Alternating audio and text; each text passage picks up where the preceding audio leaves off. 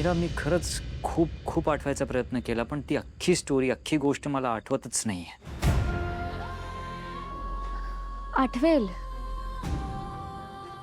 हे बघा, मला खात्री आहे की हा योगायोग नाहीये.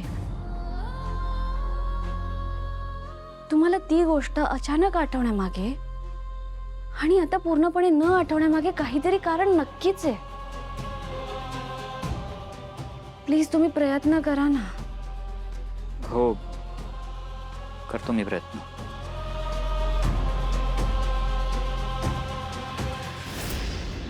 वेदा कुठे आहे?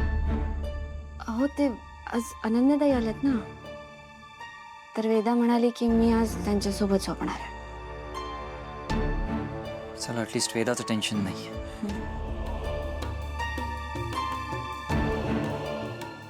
मीरा, अगं किती टेन्शन घेतलंयस? त्या मंजिरीचं बोलणं एवढं मनावर घेऊ नकोस. ती आता स्वतः घाबरलीये आणि उगाच आपल्याला घाबरवतीये.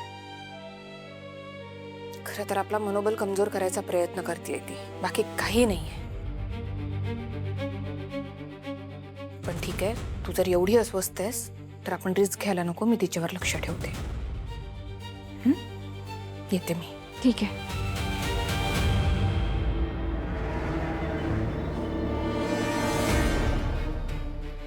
काय ठीक आहे? कोणाशी बोलतेस? तुमच्याशी. ठीक आहे, टेन्शन घ्यायचं काहीच कारण नाहीये. अनन्याताई आहेत ना वेदासोबत. हे बघ,